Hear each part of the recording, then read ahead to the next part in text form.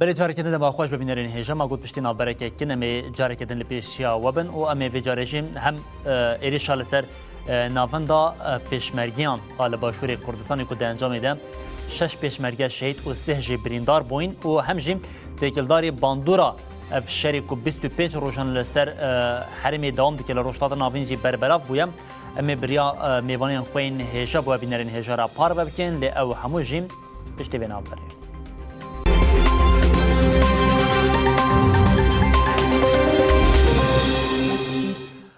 Bidarên hêja ji bo vê saetê jî du mêvanên me yên hêja hene ku wê bimeribin û pirsên taybetiyên têkildarî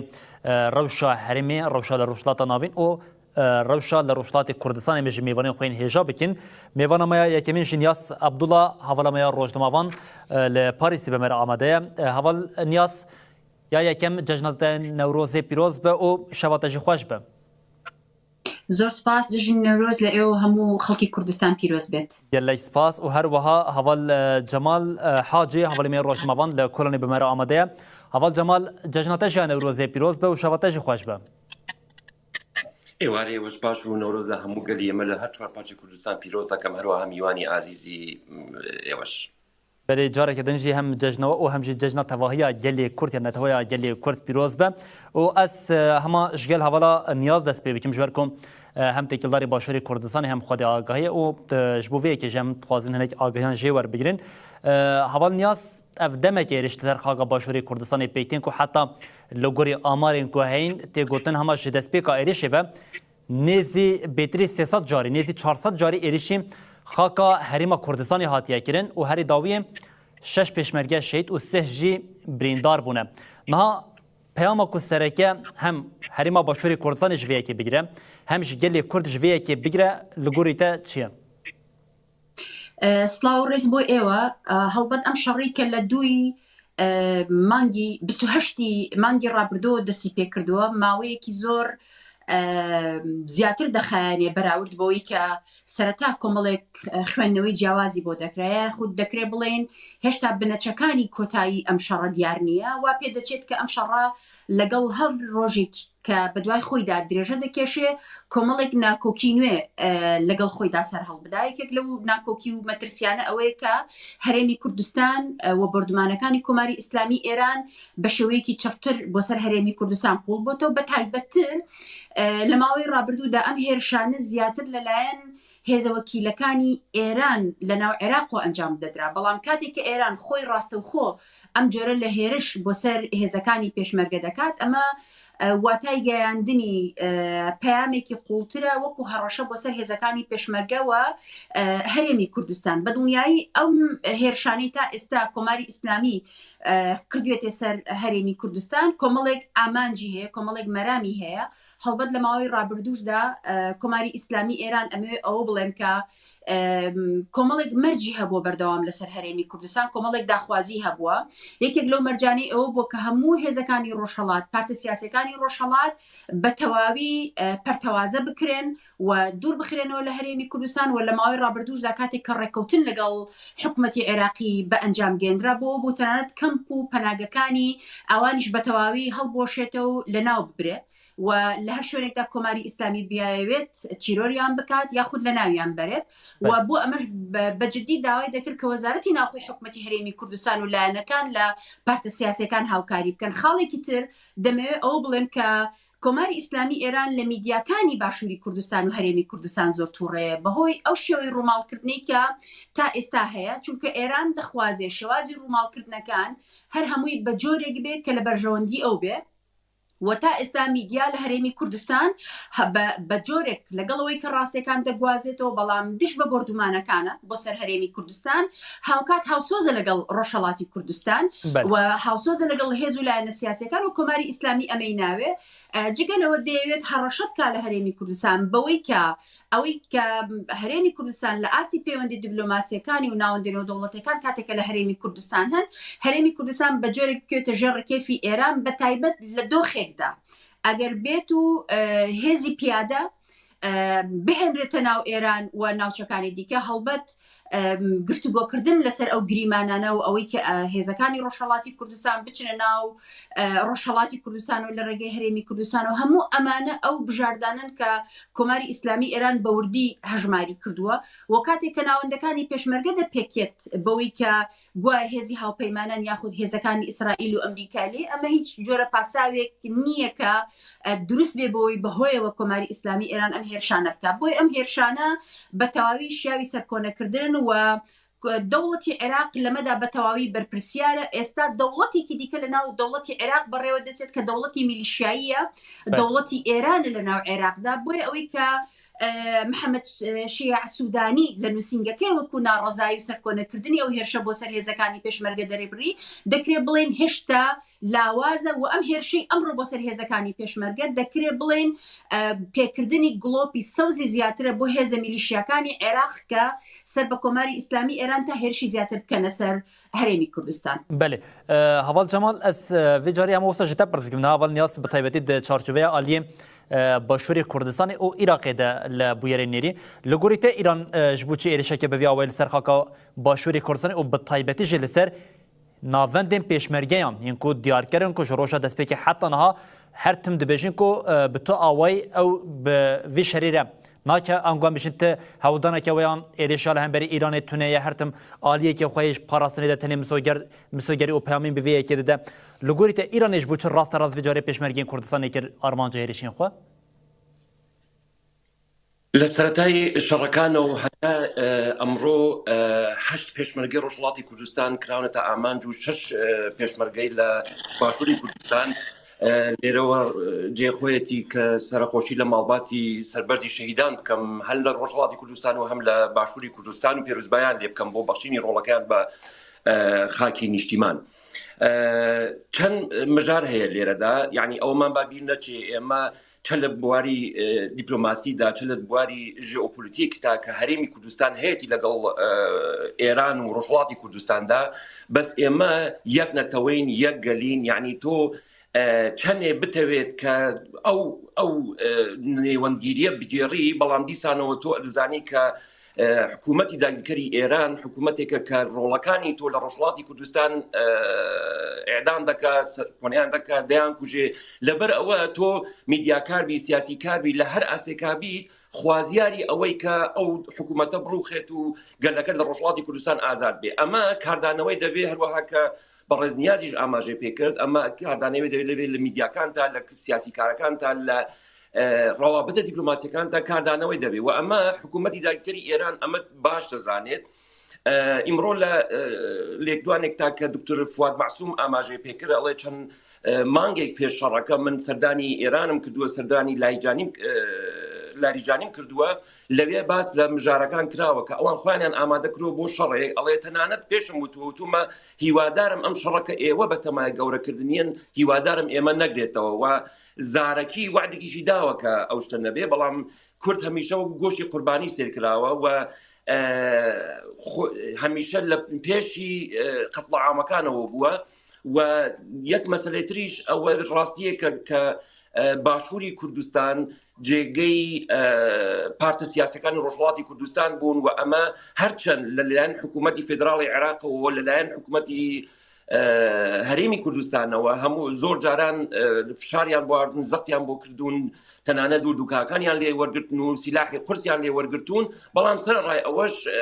یعنی مۆڵگەیەک بووە بۆ پارتە ڕۆژهەڵاتەکانی کوردستان و لەم دوایشدا بە ئێتلافێکە لە بینی 5 حیزبی کوردستاندا کە لە خودی باشووری کوردستاندا پێکاتووە ئەمانە دەتوانن هەموو ئامانج ئەمانە هەموو مەسیج بێت بۆ حکوومەتی داگیرکەری ئێران و هەروەها پرۆکسیەکانی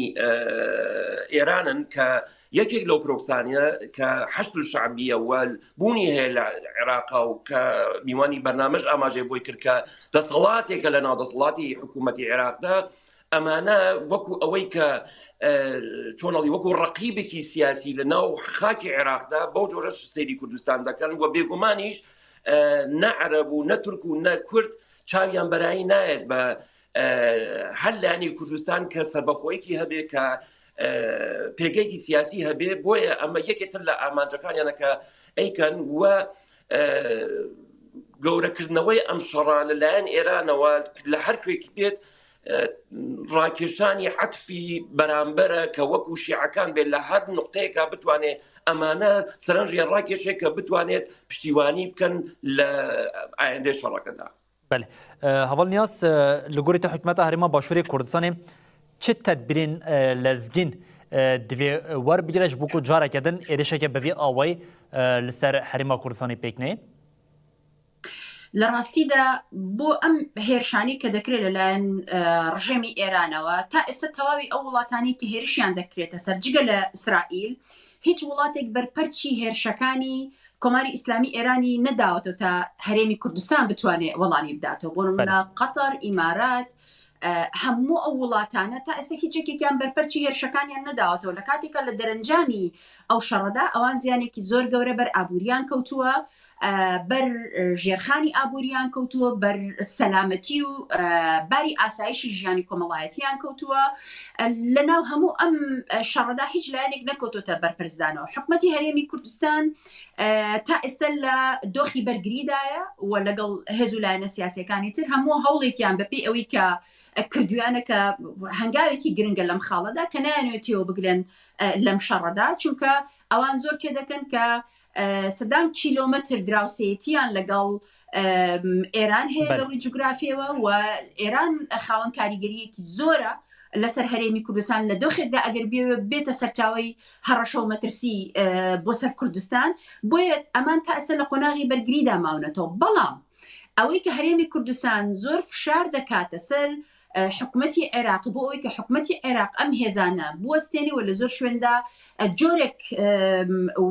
وێنای بەرگریکردن پیشان دەدات دەڵێ کە ئێمە لە قۆناغێکدا دەکرێت ئارامیمان نەمێنێت خۆراگریمان نەمێنێت بەرامبەر بە بەردەوامی ئەم هێرشانە ئەمانە تا ئێستا ئێمە نازانین ئەمە کاردانەوەکانی چۆن دەبێت چونکە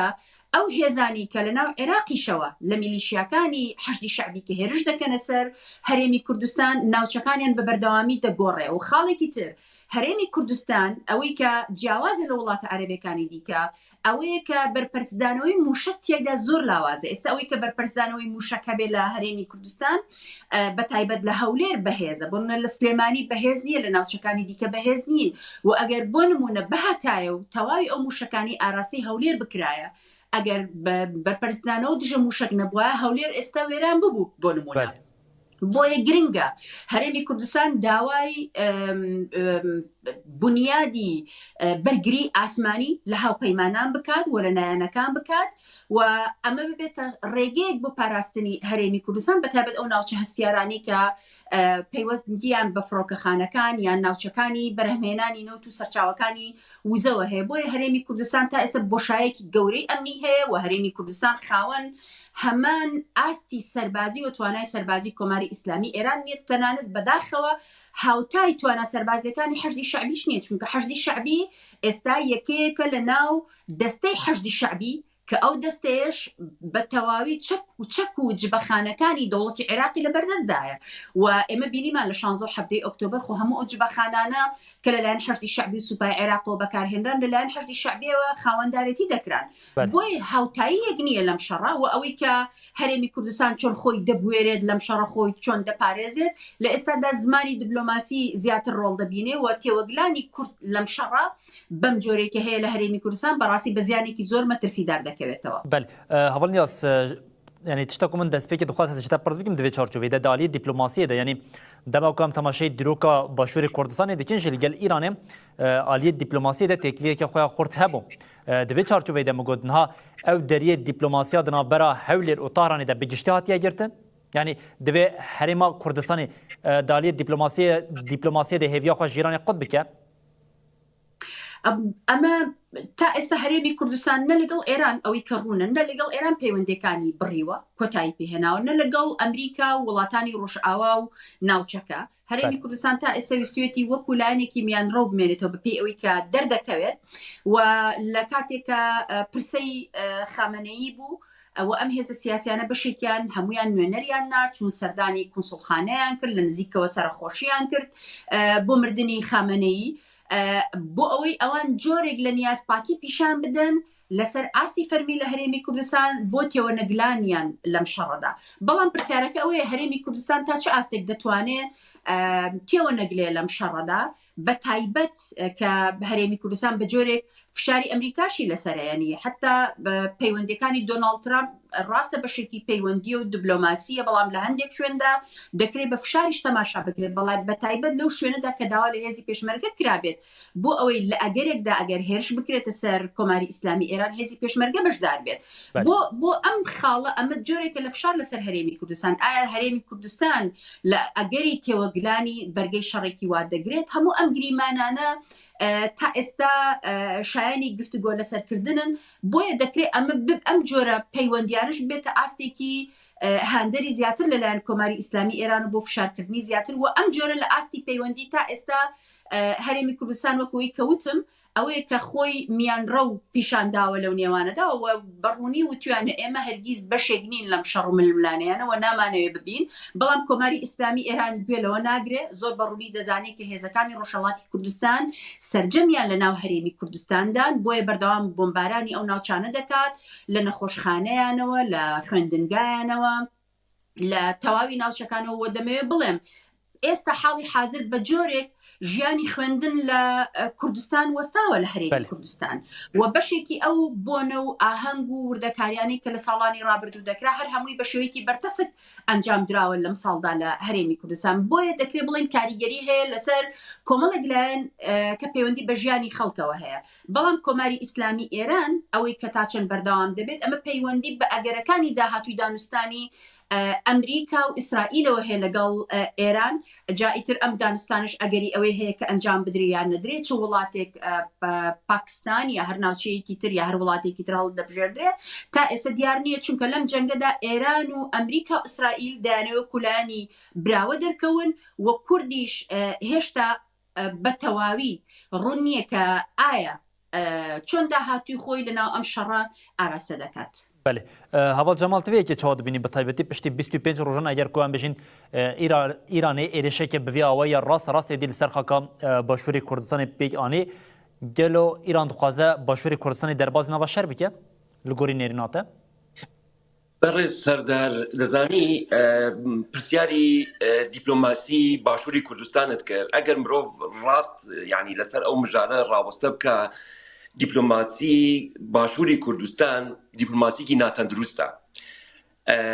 بەرێ ساڵی 1991 و بەرێ ڕاپەڕینی گەلی مە لە باشووری کوردستان ئەم ئەحسابە لە ئێرانێ بنکە و بارەگایان هەبووە زۆر تێگەیشتنم بۆ ئەوە هەیە کە لەو سەردەما یعنی چەکوچۆڵیان لە ئێران وەرگرتووە یارمەتی لۆجستیکیان وەرگرتووە یارمەتی خەستەخانەیان وەرگرتووە هەموو جۆرە یارمەتیکیان وەرگرتووە و يعني تێگەیشتنم بۆ ئەوە هەیە و هەروەها مثلا وەکو حکوومەتی هەرێمی کوردستان کە تعزیەیەک دادەنێت و سەرخۆشی دەکات و لە ڕێگەی پرۆتۆکۆلیەوە ئەمە پێویستیە یعنی تۆ سنوورێکت هەیە لەگەڵ سنووری ڕۆژهەڵاتی کوردستان و بەشی ئێرانیشی حتا و تۆ لە بواری دیپلۆماسی و لە بواری پرۆتۆکۆلیەوە ناچاری بەوەی کە وەکو حکوومەتی هەرێمی کوردستان ئەم تعزیە بگری بەڵام ئەوەی کە هەندێ لایەن بە تایبەتی ئەگەر بە دیرێکت ناوی بێنم مەسەلەن حزبی سۆسیالیستی کوردستان کە بە جۆرێ باسی خامنەی دەکات و هیواخواز ئەوەیە کە حکوومەت نەڕوخێ و هەمیشە تحلیلگەلێکی هەڵەی هەیە لەسەر ئەوەی کە پشتی ئێران دەگرێت و دژایەتی ئیسرائیل و ئەمریکا دەکا ئەمە دیپلۆماتیکی ناتەندروستە یان هەندێک لایەنی ئیسلامی بە تایبەتی کە لە تعزیەکە شعر و شانامە بۆ خامنەی دەخوێنن ئەمە پێ دەڵێن دیپلۆماسیکی هەڵە بەڵام وەکو لایەنی شەڕەکە گەرێ مەحسابی بۆ بکەین بەڕاستی ئەمە شەڕێکی ماڵویانکرد و شەڕێکی گەورەیە نەک حکوومەتی هەرێمی کوردستان بەڵکو ناوچەکەی گرتووەتەوە ئێوە دەزانن ئێستا قەتەر کە زیاترین زەرمەندی یەکەمە لە بواری ئابووریەوە لە منتیقەکە ئەو گیری خواردە بەدەست ئەم درۆن و بۆمبانەوە چ جای ئەوەی کە هەرێمێکی بچووکە بۆ هەرێمی کوردستان باڵکێشکردن نا ئێران یعنی بێگومان هەموو لایەنێکی کردوتە ئامانج کە ئەڵێ یارمەتیدەری ئامریکا بوون ئێوە بۆ خۆتان دەزانن گەورەترین سەفارەتخانەی ئەمریکا لە ناوچەکە ئێستا لە هەولێرە یعنی ئەو بۆ خۆی بەڕەوای دەزانێت کە لەبەرەوەی سەفارەتی ئەمریکا لەوەیە ئەوان بکاتە ئامانج بەڵام هەروەها کە بەڕێز نیازیش ئاماژەی پێکرد ئەو سیستەمە بەرگریە کە لە هەولێرە هەیە لەبەرەوەی سەفارەتی ئەمریکا لەوەیە ئەو هەمان سیستەم لە سلێمانی جێگیر نەکراوە و بە حسابی ئەوانیش بێ چەند حیزبێک کە لە ڕۆژهەڵاتی کوردستان و 5 حزبن کە ئەم ئیتلافیان تێکداوە ئەگەر بە شەڕ بێ شەڕی ئەوان دەکات باشە ئەوانش خوان باش دەپارێزن کە بەداخەوە چەند کەسێک شەهید بوون بەڵام زۆربەی هێنەکانیان واڵا دەردەکەوێت بەڵام هیچ ڕەوانیە کە وەزارەتی پێشمەرگەی باشووری کوردستان کراوەتە ئامانج ئەمە جگە لە شەڕکردن لەگەڵ ئەو ئیرادەیەوە گەلی کورد هەیەی لەوێ هیچی تر ناتوانێت ببێ هەرچەند ئەمڕۆ وەزارەتی پێشمەرگە جوابێکی زۆر ڕقیدایەوە کە وتی ئێمە ئەو حەقە بە خۆمان دەدەین کە بەرپەشدانەوەی ئەم شەڕانە بکەین بەڵام من پێم وانە کە حکوومەتی هەرێمی کوردستان بتوانێت ئەوە بکات تەنها ئەوە نەبێت کە بتوانێت لە ڕێگەی دیپلۆماسیەوە فشارێک بخاتە سەر ئەمریکا و ئیسرائیل کە بتوانن سیستەمێکی دژە درۆن و دژە بۆمب لەو شوێنە جێگیرکردن ئەگەری وەکوون پەلکێشکردن شەڕ من باوەڕ ناکەم یعنی شتێکی ئەوێ دەمێ ئەڤەڵ جەماڵ خۆ من ژبەروەیەکی خواستە زڤەیەکی شتە پرس بکەم پشتی 25 ڕۆژنەوەی دەمێ ئیران دخوازێت چ بکە یعنی دخوازە بەوێ ئێرشا لەسەر باشووری کوردستانê لەسەر ناوەندên پێشمەرگیان ڕاستە ڕاست ئێدێ باشووری کوردستانê جێ بکەن یا شەر دەزانی یعنی بەڕاستی چەند هەفتەیە 2 هەفتە پێش پێکاتنی ئەم شەڕە ئەوە بوو خۆتان ئاگادارن کە ناوەندی دیالۆگی ڕۆژهەڵاتی کوردستان هەنگاوێکی ئەرێنی زۆر جوانی هەڵگرت و بوو بە ئێتلافی ئەحزابی کوردستان ئەمە کارێکی زۆر پیرۆز بوو و لە بەرامبەریشدا دوژمنی تۆ وەکو حکوومەتی داگیرکەری ئێران ئەم کارە بە دژایەتی بەرامبەر بەخۆی دەزانێت و بێگومان وەکو ئەوەی کە بێوێ لە ناوی بەرێ داغانی بکە شەڕی لەگەڵ کە یان دژایەتی بکە بە مافی خۆی دەزانێت بەڵام ئەوەی کە ئایا ئێمە لە ئایندەدا چەندێکە دەتوانین هەنگاوەکانمان چڕکەینەوە و چەندێکە دەتوانین بۆ پرسپکتیوی ڕۆژهەڵاتی کوردستان و حتا تەنانەت ئێرانیش چۆن هەنگاو بنین ئەمانە ئەو شەترەنجە سیاسیە کە دانەراوە لەسەر ماسە و کورد ئەتوانێت ئەو یاریە جوانە بکە کە ئایا لە پێشکەوتن نابێ یا لە دۆڕان نابێ کە هیوادارم بەرەو پێشکەوتن بڕین با تەوەجۆ بەوە کە ئێستا شەڕەکە وای لێ هاتووە کە ڕۆژ بە ڕۆژ جنگە حیاتیەکانی دەستگاکانی ئێران بەرەو نابودی دەڕۆن و یەک بە یەک لە سەرکردە گەورە باڵەکانی سوپای پاسداران و هێزە سیاسیەکانی ئێران خەریکنەکردنە ئامانج پێم وابێت هەنگاوەکانی ئایندەی کورد هەنگاوی ئەرێنی و باش دەبن بەێ ئەوڵ نیاز ئەس vêkişta pir bikim te di nava gotinê xwe derbasbûyî de jinekê qalewiyekê kir niha di rewşên bi vê awayî de erka hikûmeta federal ya Iraqê çi ye? حکوومەتی عێراق ئەرک و بەرپرسیارەتێکی هەر ئێستانیە کە لە ئەستۆیدایە ماوەیەکی زۆرە دەرحەق بە هێرش و بردومانەکانی تورکیا و ئێران بەرپرسیارەتی ئاراسە دەکرێەوە دەوڵەتی عێراق تا ئێستا نەیتوانیوە سەروەری خاکی عێراق بە سەرتاسەری بپارێزێ و بەردەوام ئەمە داوا کراوە لە دەوڵەتی عێراق بە تایبەت لە کاتی هێرش و بردومانەکانی تورکیا و ئێران کە ساڵانێکی زۆرە درێژەی پێدەدا عێراق بوو بە دەوڵەتێکی پارچە پارچە بوو کە دەوڵەتی قوڵ دازاڵە و ئەو پارچە پارچە بوونە هەر خودی دەوڵەتی قوڵ لەلایەن شیعە و لەژێر ڕکێفی کۆماری ئیسلامی ئێران بەڕێوە دەچێت و ئەو دەوڵەتە قوڵە ئێستا هەر تەنیا لەسەر کاردانەوە و بڕیاری سەربازی کاریگەری نییە بەڵکو لەسەر لایەنە یاسایەکان لە عێراق کاریگەری دروست کردووە لەسەر مافەکانی ژن و منداڵ کاریگەری دروست کردووە لەسەر کاردانەوەکانی دەوڵەتی عێراق لەگەڵ حکوومەتی هەرێمی کوردستان کاریگەری دروست کردووە لەسەر بەندەرەکان و دۆسەی شەط العەرەب کە ئەوان پێی دەڵێن فارس کاریگەری دروست کردووە لەسەر شێوازەکانی هەناردەکردنی نەوت بە وزە دەستخستنی کارەبا لەسەر هەموو ئەم پەیوەندی دیبلۆماسیانەی دیکەش کاریگەری دروست کردو بۆیە لە ئێستادا کە زیاتر لە 30 جۆر حەشدی شعبی هەیە کە تەنانەت حەشدی شعبی عشایریشەیە لە بەشێک لە ناوچەکان جگە لە حەشدی شیعەکە هەیە کە حەشدی سوننە هەیە حەشدی تورکمانی هەیە حەشدی بەشەکانی دیکەش هەن بۆیە هەموو ئەمانە بوون بە ئامرازێک لەلایەن کۆماری ئیسلامی ئێرانەوە یاخود لەلایەن دەوڵەتی تورکیا و وڵاتەکانی دیکەەوە بە شێوازی جۆراوجۆر بۆ یەکلاکردنەوەی ململانیەکان وەکو هێزی پرۆکسی بەکاربێن بۆیە ئەم بابەتە بەڵێ حکوومەتی عێراق یەکەم خاڵ یەکەم هەنگاو دەبێت ئەم هێزانە بوەستێنێ لە هێرشکردنە سەر هەرێمی کوردستان. دووەم دەبێت لە یادمان بێت کە عێراق نۆرەی نزیکە لە دوای ئێران و چۆن حزب الله لە لوبنان لەژێر هێرشدایە بە دوور نییە ئیسرائیل یا ئەمریکا هەمان هێرش بە شێوازێکی تر بکەنە سەر هێزە پرۆکسیەکانی ئێران لە ناو عێراقدا. بۆیە ئەم میلیشیانە دەکرێت داهاتووی عێراق بکەنە ناو تەنگژە و مەترسیەکی زۆر زۆر گەورەوە. بەشێکی ئەم هێزانە هەم لە ئێران هەم لە عێراق هێزی عەقیدەیین و ینی ئیتر پێی وایە ئەم هێزە ئەگەر بکوژرێ لە کاتی شەڕدا دژ بە کورد ئەو دەچێتە بەهەشتەوە، یا ئەگەر بکوژرێ لە پێناو بەرژەوەندەکانی ئێران ئیتر کلیلی بەهەشت لە ملیدایە یان لە گیرفانیدایە. بۆیە شەڕکردن لەگەڵ ئەم جۆرە هێزانە تا ئەندازەیەکی زۆر کە هێز و جبەخانە و پارەیەکی زۆریان لەژێر دەستدایە سەختە، ئاسان نییە. بەڵام حکوومەتی عێراق کە ئێستا لەژێر فشاری ئەمریکاشدایە بە تایبەت ئەوەی کە ئەمریکا دەیەوێت ڕێگیری بکە لە دووبارە هێنانەوەی نووری مالکی، هەموو ئەمانە کۆمەڵێک بابەتی بەیەکە و گرێدراون. بە تایبەت ئێستا چارەنووسی ئەم شەڕە هێشتا دیار نییە کە ئایا بەڕاستی دانوستانەکان بەڕێوە دەچن، ئایا ئەم ڕژێمەی کە دوای شەڕی 12 ڕۆژە دوای هێرشەکان کە ئیتر بنیادی پیتاندنی چەکی یۆرانیۆمی لاواز کراوە، ئایا چەکەکانی دیکەی لە داهاتوودا تا چەند بەرگەی ئەوە دەگرێت دژ بە هەرێمی کوردستان و دژ بە وڵاتە عەرەبیەکان بەکاری بێنێ. ئێمە لە یادمان نەچێت شەڕی میلیشیاکانی عێراق و شەڕی ئێران دژ بە هەرێمی کوردستان تەنیا شەڕێک نییە یعنی تایبەت بێت بە کورد، ئەوە تا هەموو وڵاتانی خەلیجی عەرەبی کەنداوی عەرەبی لەژێر تەنگەژەیەکی قوڵدان بەدەست کۆماری ئیسلامی ئێرانەوە وەک باسم کرد پێشتر، ئەمان هێشتا لە قۆناغی بەرگریدا نەکورتونەتە قۆناغی کاردانەوە و بەرگریکردن. چونکە ئەگەر خاڵێکی تریشەیە ئەگەر بێت و ئەم وڵاتە عەرەبیانە هەمویان بکەونە کاردانەوە و هێرشکردنە سەر کۆماری ئیسلامی ئێران، ئێمە نازانین کاردانەوەی وڵاتێکی وەکو چین یاخود رووسیا لەو کاتەدا چۆن دەبێت و ئەگەر ئەوروپا لە داهاتوو بێتەوە ئەم شەڕە چۆن گەورەتر دەبێ مەترسیدارتر دەبێ. ئەمە لەسەر ئەوە دەوەستێ ئێران ئەم چەکانی کە جارجارە نمایشی دەکات بە تایبەت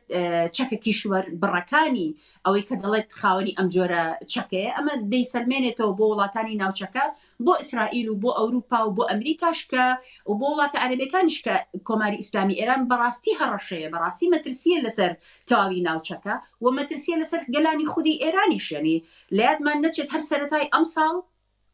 کۆماری ئیسلامی ئێران بەپێی ئەوەی کە سەرچاوەکان باسی دەکەن دەیان هەزار کەسی لەسەر شەقامەکان شەهید کردووە لە تاران و لە ناوچەکانی کوردستان و مەبەستم لە ڕۆژهەڵاتی کوردستان و لە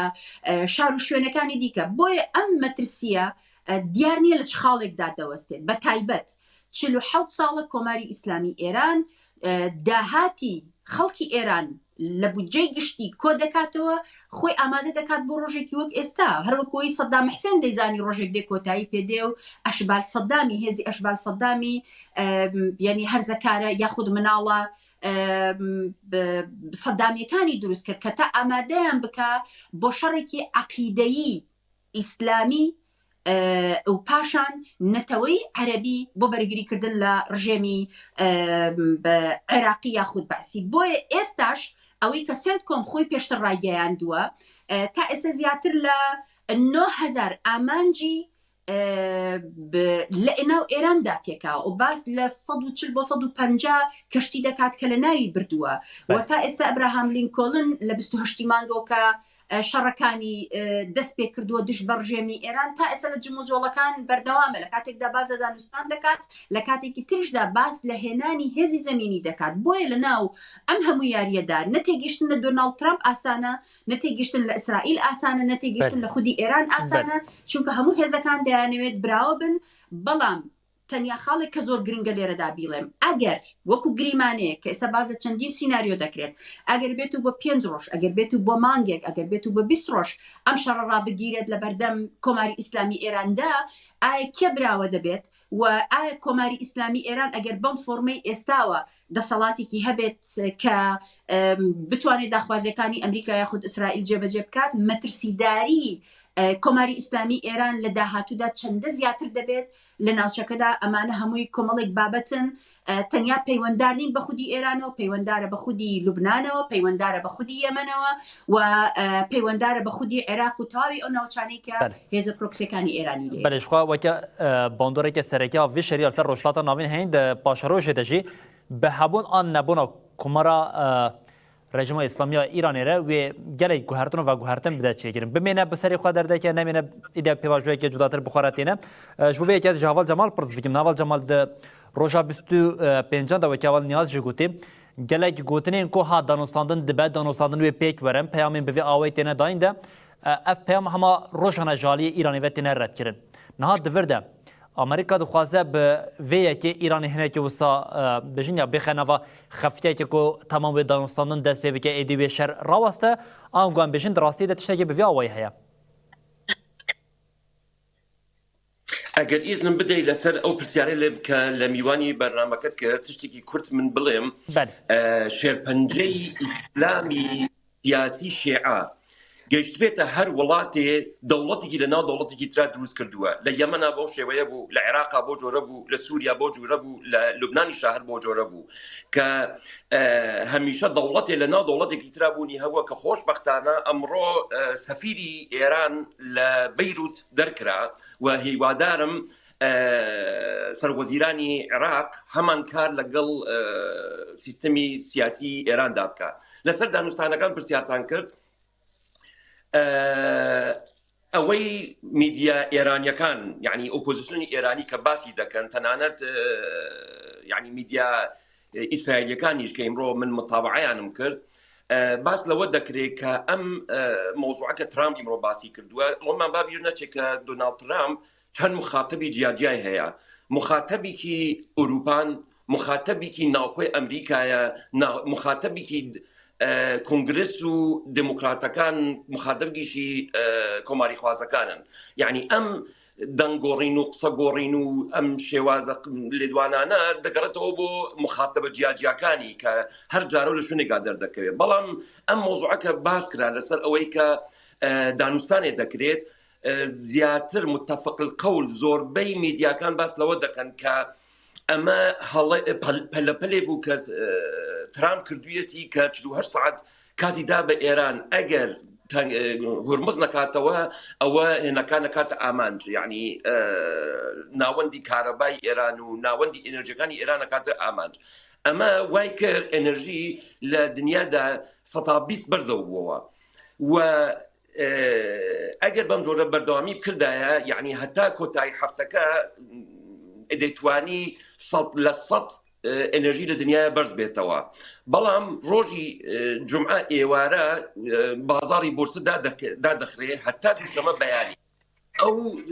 پێنج ڕۆژە کە زیاتریش دۆناڵد ترامپ کاتی داوە یعنی خستی 48 ساعتەکە ڕێک ئێوارەی جمعە تەواو دەبێت یعنی بەم کارێکە کردی تەنانەت 10% ئەنەرژی لە ئەڵمانیا لە ئەوروپا هاتە خوارەوە لە بازاری بورسەدا هاتە خوارەوە و بە جۆرە لە جۆرەکان ئەسعارەکانی ڕاگرتووە هەتا ڕۆژی جمعە ئەمە لایەکە توانی وە سەرکەوتوش بوو تێدا لایەکی تر ئێمە دەزانین کە ئەو کاربەدەستانەی ئێران کە بتوانێت سیاسەتی ئەمریکا بگرێتە بەر ئەو شتانەی کە ئەمریکا داوای دەکات کە پێشووتر داوای 5 خاڵی دەکرد بەڵام دۆناڵد ترامپ دوێنێ باسی کرد کە 15 خاڵمان هەیە کە باسی یەک دانەی کرد کە ئەویش بۆمبە بالیستیەکانی بوو بورن نەوەیەکانی بوو و 14 خاڵی تری باس نەکرد یعنی داواکاری ئەمریکا زۆر زۆر بەرزەو بووەتەوە و ئەو سیستەمەوە ئێمە تایسە دیوتمانن چەند لە بەشی سەربازیدا و لە چه بەشی سیاسیدا کەسێک کە بەو شێوازە بێت و بتوانێت دەسەڵاتی ئەوەی هەبێت کە هەم لەگەڵ ئەمریکا دادنیشێت و هەم دەسەڵاتی ئەوەی هەبێت کە قەنەعەت بە هەموو ئێرانیەکان بکات کە دەست با لەگەڵ ئەمریکا و ئەمریکا قبول بکات بە سەراحەت دەتوانم بڵێم کەسێک بەو جۆرە بوونی نییە و لە دەرەوەی ئێرانیش تا ئێستا باس لەوە نەکراوە کە کەسێک هەبوو بێت کە دۆناڵد ترامپ بتوانێت متمانەی سیاسی پێ بکات یعنی ئەوەی کە ئەو باسی دەکات کە هەم لە دەسەڵاتە هەم مشتەبا خامنەیی نییە و هەم کەسێکی باشە یعنی لە ناو تواوێنەکانە مرۆڤ دەتوانێت باس لە خاتەمی بکە باس لە ڕۆحانی بکە ئەوە تا ڕادێک ئەتوانن ئەو ئامانجە بن کە دۆناڵد ترامپ باسی دەکات. مەسڵەن تۆ سیر کە یەکێک وەکو ڕۆحانی یا وەکو خاتەمی لە سەرەتای شەڕەکە و هەتا ئێستا یەک تویتیان لە دژی ئیسرائیل و ئەمریکاش نەکردووە. یعنی لە ڕابردووشە ئەو پرۆژانە کە لەگەڵ ئەمریکا سەردەکەوت هەر ئەو دوو سەر و کۆمارە بوون، بەڵام ئەو دەڵێت کە کاریگەریان هەیە و لە دەسەڵاتیشدان، بەس ئەم دوو کەسە هیچ کەسیان لە دەسەڵاتانین. ئەو تعریفە کە ئەو ئەیکان لەو کەسە بە سراحەت بڵێم بوونی نییە لە ئێرانە و زیاتر لەوە دەچێت کە کڕینی کات بێ بۆ ئەوەی کە زیاتر بۆ ئامانجە سەربازیانەی کە خۆیان هیانە بگەن و نرخەکانی ئەنرژی هەتا ڕۆژی جمعە ڕابکێشێ. ئیتر لەم هەفتەیە ئاستی لێدانەکان ببنە سەر کە ئیمرۆ دیتمان دیسانەوە ئەمڕۆ لێدانێکی زۆر چوتە سەرەوە. ئەوەشمان بیر نەچێت کە دوێنێ ئێران خۆڕەمشاری چواری تاقی کردووەتەوە کە بۆ یەکەم جار وێرانێکی زۆری لە ئیسرائیل دروست کردووە و ئیسرائیلیش لە هەمان کاتا دەڵێ ئێمە موشکی ئەفلاخۆنمان بەکارهێناوە، ئەوەی پەیکانمان بەکاربێنایە، خۆی لەوێش ناتەرازیەکە لەم قەزیەیە و ئەمە تەنها دەتوانێت بۆ کات کڕین بێت. من بە حاڵی خۆم باوەڕ ناکەم کە دانوستانی لە ئارایە بێت.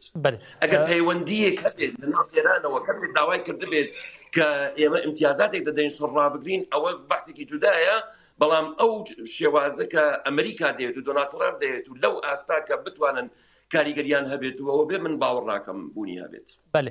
هەوڵنیاس دەمێت تو چا دبینی بە تایبەتی ئەف گوتنین ترامپ ژێنێکی قالەوەیکە دی فێمکردنا ترامپ نەپێکانە، یعنی دی مرۆڤ کەسێک ترامپ فێم ناچێک و ڕۆژانە لەبەرکو هەر گوتنێکی جودا تێکردن لە گۆری تە ئەف شەریک و 25 ڕۆژن دەوام دیکە ئەیدیش کۆنترۆلا ترامپ دەرکەتیە؟ هەڵبەت ئەم شەڕە قسەی جیاوازەیە لەسەر ئەوەی کە ئەمریکا و ئیسرائیل لە هەڵسەنگاندەکانیان چۆن بە هەڵەداچوون لەبارەی تواناکانی ئێرانەوە. تەنانەت ئێمە لە بەشێکی خەڵکی ناو ڕۆژهەڵاتی کوردستان و ناوچەکانی دیکەش گوێمان لێ بووە پێشبینیەکانیان وابوو کە ئێران تا 2 هەفتەی دیکە موشکی پێماوە. ڕاستە ئێران توانا سەربازیەکانی لاواز بووە، بەڵام لەگەڵ ئەوەشدا هێشتا بەهێزە و لە کاتێکدا زیاتر لە 50 سەرکردەی دیار کە ڕۆڵیان هەبوو لە بەڕێوەبردننی کۆماری ئیسلامی ئێران لە ناو براون کوژراون تا ئێستا ئەم دەوڵەتە لەسەر هەمان استراتیژی خۆی بەڕێوە دەچێت. لە کاتێکدا ئێستا ئێمە دەبێت گفتوگوی ئەوە بکەین کە دەسەڵات لە ئێران و استراتیژی ئێران تەنیا لە ماوەی ڕابردوودا ستونی دا نەڕێژراوە، بەڵکو ئێستاش ئاسۆیش داڕێژراوە. بۆیە لە کاتێکدا نەلاری جانی لە نە خاتەمی یەکەم هەموو ئەمانە لە ژیاندا نەماون. زۆربەی سەرکردە گەورەکانی ئێران کە ڕۆڵیان هەبوو لە ناو ئەم شەڕەدا کە پێیان وابوو خاوەن استراتیژی یەکەم و کۆتایین لە داڕشنەکەیدا، ئێستا ئەمان نەماون، بەڵام هەمان ئەم استراتیژی شەڕە لەلایەن کۆماری ئیسلامی ئێرانەوە بەڕێوە دەچێت. بۆیە دەکرێت بڵێن ئەم دەوڵەتە قوڵە ئەم استراتیژە کارێکی لەوە زیاتر و بەرفراوانترە لە ناوخۆی ئێراندا و لە کاتێکیشدا بۆ نمونە ئەطلاعاتی ئێران لە ماوەی ڕابردوودا دەکرێت بڵێن ئێستا بە تەواوی لاواز کراوە بۆ هۆکاری هەموو ئەم سەرکردانی کە پێکراون دەکرێت دەستی ئێران و ببورە دەستی ئیسرائیل و ئەمریکا لە ناو خودی ئطلاعاتدا بە تەواوی سەلما بێ هەبوو بێ لە ڕێگەی سەرچاوەکانیەوە تا شوێنی هەموو سەرکردانە ئاشکرا بکە و هەرێکێکیان لەلایەن ئیسرائیل و ئەمریکاوە بە تەواوی بپێکرێن. بۆیە لە کاتێکدا ئطلاعاتێکی لاواز هەیە، بەڵام هێشتا هێرش و لایەنێکی بەرگری بەهێز هەیە لە ناو کۆماری ئیسلامی ئێران کە ئەمەش بابەتێکە نکۆڵی لێ ناکرێ و دەوڵەتە عەقیدەیەکەش ئەگەرچی لە ماوەی ڕابردوودا بەشێک پێیان وا بوو ئەم دەوڵەتە عەقیدیە زۆر بەهێز نییە، بەڵام هێشتا هێزی خۆی هەرماوە. بۆیە هەموو ئەمانە جۆرێکن لەسەر سوورمانیان دانانی پلان نەخشە ڕێگا تەکتیکی شەڕ لەلایەن ئیسرائیل و ئەمریکاوە ڕەچاو دەکرێن، چونکە من بابەتێکی ئاسان نییە، چونکە هێشتا زۆر ڕوون نییە کە ئێستا بڕیاردەری یەکەم لەم استراتیژە لە بەردەوامبوونی شەڕ لە پەنابردنە بەردانوستان لە پاراستنی بەرژەوەندەکانی ئێران بەتایبەت ئەو بەرژەوەندیانەی کە پەیوەستن بەو چەکانی کە بەرگری لە خۆی دەکات لە ئەگەری دانوستانەکاندا دیارنی کێ بڕیاری سەرەکی هەموو ئەم دۆسیانە دەدات. لەبەر ئەوە ئەمریکا لەبەردەم کۆمەڵێک هەڵوەستە و یاریدایە و تەنانەت ئەگەر ئەمریکا بچێتە ناو دانوستانەوە ئایا ئەمریکا بەتەنیا دەچێت یاخود دانوستانێک دەبێت ئەمریکا و ئیسرائیل بەیەکەوە ئەم دانوستانە دەکەن ئایا ئەمریکا و ئیسرائیل چۆن ڕۆڵەکانیان دەگۆڕنەوە و چۆن دەبێ وا بکەن کە شەڕەکە لە بەرژەوەندی ئەوان و بە سەرکەوتنی بەشێک لە وڵاتە عەرەبیەکان و زامنکردنی پاراستنی ئەوانیش کۆتایی پێ بدەن. یعنی ئێستا ئەمریکا و ئیسرائیل و ئێرانیش هەردووکیان لە بەردەم دوو ئاسدانی. یەکەم ئێران دەیەوێت لەگەڵ خۆیدا هێزە پرۆکسیەکانیشی بپارێزە لەناو ئەم دانوستانەدا. ئەمریکا و ئیسرائیلیش دەیانەوێت شتێک لە بەرژەوەندیەکانی وڵاتانی عەرەبی و خەلیج بپارێزن. بۆیە بە ئاستی ڕوانین لە گفتوگۆکان هێشتا داهاتویان زۆر ڕوون نییە، هێشتا زانیاریەکان زۆر بەردەست نین. لە کاتێکدا شەهباز شەریفی سەرۆکوەزیرانی پاکستان تویتێکی کرد بەڕوونی وتی کە ئەوان ئامادەن بە خۆشحاڵیەوە پێشوازی لەم دانوستانانە بکەن و میوانداری لایەنەکان بکەن. و دۆناڵد ترامپ تەنیا ڕیتویتی تویتەکەی ئەوی کردوتەوە و هیچ شتێکی دیکەی نەوتووە. بۆیە ئەم دۆخانی کە زانیاری زۆر دژبەیەک هەیە و گرنگە کە ڕوون بێت بۆ هەمولایەک، تا ئێستا هەمویان تر لەژێر هەمووی لەژێر ئەوە ماوەتەوە کە بڕیاری داهاتووی ئەم لایەنانە چی دەبێت. من خاڵێکی زۆر گرنگکە ئەمێ ئاماژەی پێ بکەم پەیوەستە بە هەرێمی کوردستانەوە. هەرێمی کوردستان پەیوەست بە ڕووماڵکردنی میدیایی لە ماوەی ڕابردوودا چەند بڕیارێکی داوە ئەگەر چی خاڵی ئەرێنی تیاابێ، بەڵام زۆربەی خاڵەکانی نەرێنین. ئەمڕۆ وەزارەتی پێشمەرگە دوو بەیاننامەی هەبوو. بەیاننامەیەکیان بۆ سەرکۆنەکردنی شەهیدکردنی پێشمەرگەکان بوو، بەیاننامەکەی دیکەی جۆرێک بوو لە هەڕەشە لە میدیاکاران و دەستگا ڕۆژنامەوانەکان لە هەرێمی کوردستان. دووەم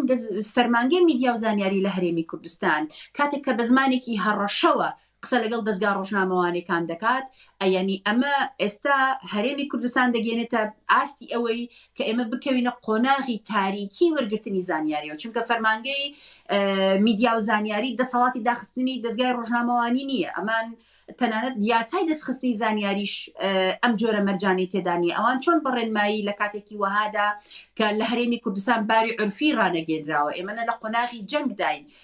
هیچ شتێکی وە ئەمان بۆیان نییە لە سەروی یاساوە ڕەفتار بکەن دژ بە دەستگا ڕۆژنامەوانەکان. دەتوانن کۆمەڵێک ڕێنمایی هەم خۆپارێزی پاراستنی دەستگا ڕۆژنامەنووسەکان و دەستگا ڕۆژنامەوانەکان، هەم ئەو زانیاریانەی کە لە چوارچێوەی یاسای دەستخستنی زانیاریدا دەچنە چوارچێوەی پاراستنی ئاسایشی نیشتیمانی و دا لە دەستگا ڕۆژنامەوانەکان بکەن پارێزگاری لێ بکرێ. بەڵام ئەم جۆرە لە هەنگاونان دژ بە میدیاکان کە ئێستا لە هەرێمی کوردستان دەینێن وا دەکات سەرچاوە و دەرگاکردنەوە بۆ پروپاگەندە زۆر بێت و لە قۆناغی تاریکی زانیاریدا بژین. بۆ نمونە چەندین تەلێگرامی کۆماری ئیسلامی ئێران هەیە کە لە ڕێگەیانە خۆی زانیاریەکان دەرهەق بە پێکانەکانی هەرێمی کوردستان بڵاو دەکاتەوە و وای لێ هاتووە کە کۆماری ئیسلامی لە بڵاوکردنەوەی زانیاریەکان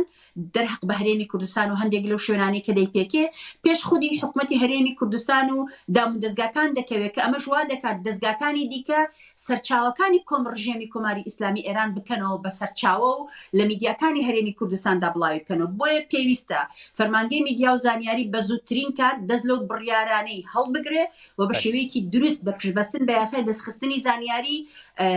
کاردانەوە و ڕەفتار بکات دوور لە هەڕەشە وەکو دەستگایەکی پۆلیسی کە ساڵانێکی زۆرە ڕەخنەمان لێ هەیە. بەێ هەر گەلێک سپاس ئەوەنیاز سما پرسە داویێشە ژاوال جەمال بکەم. ئەوەل جەمال تاقالا هێزێکە ئیرانی کرد و بتایبەتی هەم لە ڕۆژهەڵاتە ناوین هەموو عێریشی گەلێک وڵاتان ژێ دیکە لە گۆری تە و لە گۆری ئەم بژین پێشدیتنێن تە و لە گۆری ئەف ئاگەهێن کۆ چاپەمەنی دەبینی ئەف هێزا ئیرانیا کۆ دناوا دەمەکردن درێژ دە بکارە بە بڤێ ئاتمۆسفەرێ عێریش وڵاتین ڕۆژهەڵاتە ناوین بکە مایە ئاننا مرۆڤ بە جورئەتەوە دەکارێ بێژێک و کۆماری ئیسلامی ئێران کە وەکی 47 ساڵی بەرێ دەیژێ مەرگ و نەمان بۆ ئیسرائیل، مەرگ و نەمان بۆ ئەمریکا و هەموو شیعەیان جیهانی کۆم بکە بۆ لە ناوبردنی ڕژیمی سەهیۆنیستی بێگومان ئەو حکوومەتە لە ناوچوویە. حکوومەتێک کە نکارێ پەرلەمان کۆبوونەوە بکە، حکوومەتێک کە شۆڕای نگابان نکارێ کۆم ببێت، حکوومەتێک کە شورای مصلحتی نظام نکاری کۆم حکوومەتێک کە ڕێهبەری وی مجتەبا خامنەی نە دیارە نە کەس دەزانێت لەکوێ و نە پەیوەندیشی هەیە لەگەڵ فەرماندەکانە ئەم حکوومەتە مردووە. حکوومەتی ئایەندا ئەگەر لە ناو دڵی خودی ئێرانیشەوە سەر هەڵبێنێت بێگومان ئەبێ حکوومەتێک بێت، دەسەڵاتێک بێت، دەوڵەتێک بێت کە گوێڕایەڵی ئەو سیاسەتە بێ کە ئەمریکا و ئیسرائیل دەخوازێ ودان بە بوونی ئیسرائیل دابنێت و پەیماننامەی ئیبراهیمیشی ئەبێ قبول بکات و ئەو پرسیاری کۆڕکتی جوابەکەی تۆ بەمەوە هەواڵ نیاز باسی ئەوەی کرد کە پاکستان یعنی پێشنیاری دانوستانی پێشنیاری کردووە کە میوانداری دانوستان کا بۆ چارەسەری کێشەکان پاکستان وڵاتی بوو کە داوین وڵات بوو کە ئەیتوانی لە بەشی سیاسی و دیپلۆماسیە نێوەرگیری بکە ئێوە بنەڕن پێشی عومان بوو قەتەر بوو تورکیە بوو ئەو هەموو وڵاتانە نێوەنگیریان کرد لە بینی ئێران و هێندا بەڵام هەڵەی سیاسی هەڵەی تاکتیکی هەڵەی سەربازی هەڵەی پرسپکتیڤی شیعیزم بووە هۆکاری ئەوەی کە ئەو وڵاتانە نەنەوێنگیری تازە تیاماوە بەڵکو خەریکن کۆمبوونێ دروستە بێ کە حتا هێرشی سەربازی کردن سەر ئێران کەواتە یعنی ئەم شێوازە ڕاستە ئێستا شەڕ هەر بەردەوام دەکە موشک هەرماوە بەڵام ئەمەمان بابیر نەچێت سەڵتان نەوەدی ئەو هێرشانە کە ئێران دێکرد هەمووی کۆتایی پێ هاتووە و ئەم شەڕە بەم شێوازە ناتوانێت بەردەوام کات و تەنها کێشەکە ئایسە گەروی هورمز و مەسلەی ئابووریە ئەو کێشەیە چارەسەر بێت حکوومەتێکی تر لە دڵی ئەم حکوومەتەوە پێک دێت. بله هەواڵ جەمال حاجی ڕاوەڵیمەیە ڕۆژنامەوان لە کۆڵۆنی بەمەرە ئامادە بەش بۆ بەشداربوونە تاوان نرخاندنێت ئەم گەلێک سپاس دکەین هەواڵ جەمال هەر هەبی. بله هەروەها هەواڵەمەیە ڕۆژنامەوان یاس عەبدوڵاشی لە پاریسی بەمەرە ئامادە بوو هەواڵ نیازش بووان ئاگایانم گەلێک سپاسیاتە دەکەین هەر هەبی شەواتە خۆش بن. سپاس بۆ ئێوە هەر بژین. بله بینەرین هێژە ساعتا دوێمین ژیا بەرنامەی خۆیان ڕۆژەڤدا هەم بەتایبەت ئێریشن لەسەر ناوەندا پێشمەرگەین هەرێما کوردستانی و هەم ژی باوەیەکی گشتی باندورا شەری هەیە لە سەر هەرێمە و ڕۆژهەڵاتە ناوین مەخواست بریا هەردوو میوانێن خۆیان هێژە ببینەرین هێژارە پار و بکەن ئەم ژی لەڤر دەگەژین داویا بەرنامەی خۆ دەبێژین حتا سبە جارێکە دنبین پێشیاوە ببینن دناوا خێر و خۆشیێدا هەر شەد بەخوار.